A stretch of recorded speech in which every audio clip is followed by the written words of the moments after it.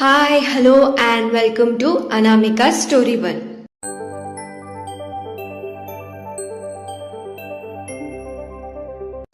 ఇవాళ మనం వినబోయే కథ మీరా చాప్టర్ 113. ఆలస్యం చేయకుండా కథలోకి వెళ్ళిపోదాం. మీరా అంటే నాకు కూడా ఇష్టమే అన్నయ్య. అసలైతే నేను నా కొడుకుకి మీరాని ఇచ్చి పెళ్లి చేద్దామని అనుకున్నాను. దాని గురించి మాట్లాడదామని అనుకునే లోపే నువ్వే మీరా పెళ్ళి అని నాకు ఫోన్ చేసి రమ్మని చెప్పావు. నాకు తనంటే అంత ఇష్టం అన్నయ్య అని కళ్ళల్లో నీళ్లు తెచ్చుకొని రాజారావు దగ్గరికి వెళ్ళి మోకాల మీద కూర్చొని ఆయన చెయ్యి పట్టుకొని అంది రాజీ. ఇది వినగానే రాజారావు గారు ఆశ్చర్యపోయారు. ఏంటి, కోడలు చేసుకుందామనుకున్నావా? ఇది ఎప్పుడు నాకు చెప్పలేదెందుకు రాజీ అని అడిగారు ఆయన. ఇప్పుడు ఆయన మొహంలో కోపం కన్నా ఆశ్చర్యం ఎక్కువ కనిపిస్తుంది. ఇది గమనించిన రాజీ తన ప్లాన్ తను అనుకున్నట్టే జరిగిందని లోపల ఆనందపడిపోయి బయటికి మాత్రం ఏడుస్తూనే ఉంది. ఎందుకంటే రోషన్ ఇక్కడ లేడు కదా అన్నయ్య. వాడు ఈ మధ్య సిటీ నుంచి ఇంటికి వచ్చాడు. వాడిని ఒప్పించి నీ దగ్గరికి తీసుకొచ్చి మీరాని అడుగుదామనుకున్నాను. నా ఇంటికి కోడలు చేసుకుందాం అనుకున్నాను మీరాని. అలా చేసుకుంటే నువ్వు కూడా మీరా గురించి దిగులు పడవు అనుకున్నాను. కానీ ఇప్పుడు అది జరిగేటట్టు లేదు. కనీసం తన పెళ్ళైన నా చేతుల మీద జరగాలని రోషన్ని వెంటబెట్టుకొని వచ్చాను అని అంది రాజీ. ముందు మీరాతో అన్న మాటలు రాజారావు గారికి రాజీ మీద కోపం తెప్పించినా ఇప్పుడు రాజీ చెప్పిన మాటలు విని ఆయన అయ్యో అవునా అని అనుకున్నారు. రాజీ చేయిని ఆయన గట్టిగా పట్టుకొని, నాకు దీని గురించి తెలియదు రాజీ. నువ్వు కావాలని మీరాని అలా అంటున్నావనుకున్నాను. నీ మనసులో ఈ మాట ఉందని నాకు ఒక్క మాట చెప్పుంటే నా మేనల్లుడిని అల్లుడుగా చేసుకునేవాడిని. అప్పుడు నువ్వు కూడా ఇక్కడే ఉండేదానివి. కానీ ఇప్పుడు అని సంకోచిస్తూ ఆగిపోయారు రాజారావు గారు. నాకు తెలుసన్నయ్య, ఇప్పుడు అదంతా కుదరదు అని.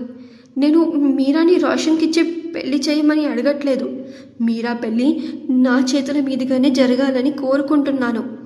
ఇక మీదట నేను మీరా ముందు ఎలాంటి తప్పుడు మాటలు మాట్లాడను.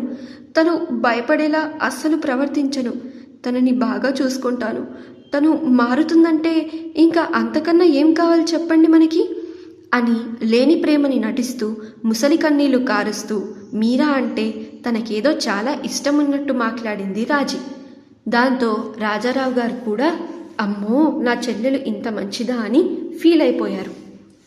బాధపడకు రాజీ, నేను నిన్ను తప్పుగా అర్థం చేసుకున్నాను. ఇప్పుడు వెళ్ళి తినేసి పడుకో. నీ మేనకోడలి పెళ్ళి నువ్వే చెయ్యాలి.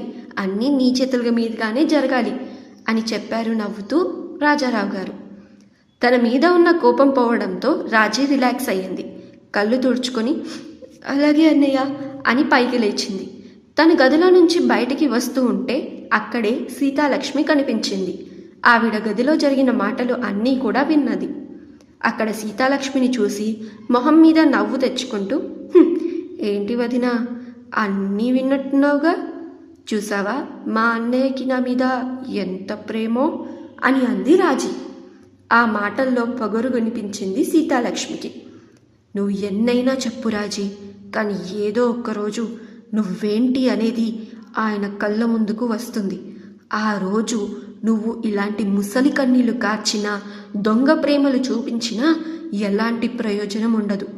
ఒకవేళ నీ మనసు మారి ఆ సమయానికి నిజమైన ప్రేమని చూపించినా నిజమైన కన్నీళ్లు కార్చినా మీ అన్నయ్య నీకు వ్యతిరేకంగానే నిలబడతారు అని ధైర్యంగా చెప్పింది సీతాలక్ష్మి. మా వదినకి ధైర్యం బాగానే వచ్చిందే అని అంది రాజీ వెటకారంగా. నా కూతురు నా కోసం మా అందరి కోసం ధైర్యం తెచ్చుకొని మారుతుంది. తను మా అందరి కోసం మారుతూ ఉంటే నేను తన కోసం మారలేనా అని తల ఎత్తుకొని మరీ సమాధానం చెప్పింది సీతాలక్ష్మి. కూతురుతో పాటు నీకు కూడా ఆ అబ్బాయి మందు పెట్టినట్టున్నాడుగా.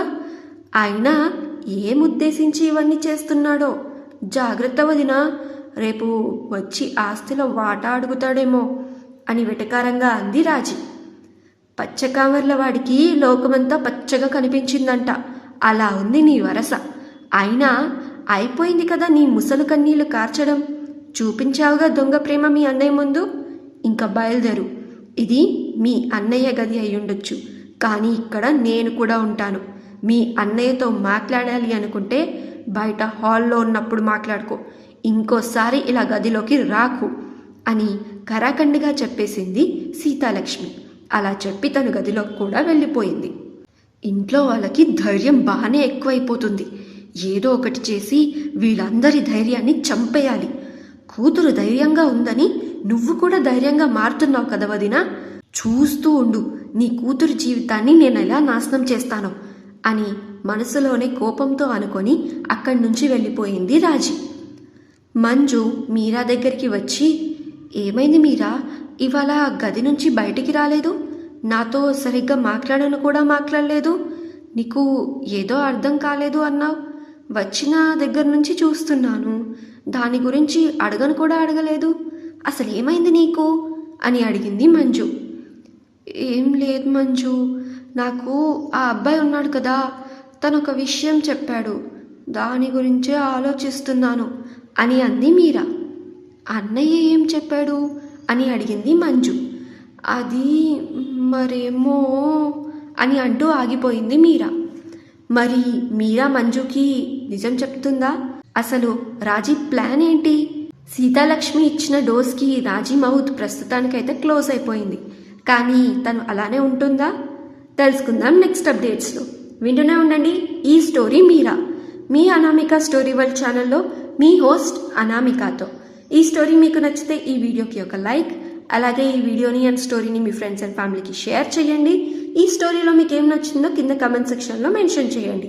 మరిన్ని అప్డేట్స్ కోసం నా ఛానల్ని సబ్స్క్రైబ్ చేసుకొని బెల్ ఐకాన్ కూడా క్లిక్ చేయండి. ఈ స్టోరీని మీరు పూర్తిగా చదవాలి అనుకుంటే డిస్క్రిప్షన్లో లింక్ ఉంది, బయోలో కూడా లింక్ ఉంది, క్లిక్ చేసి ఈ స్టోరీని పూర్తిగా చదివేయండి. Thank you so much for listening. Thank you so much for your love and support. Take care and bye bye.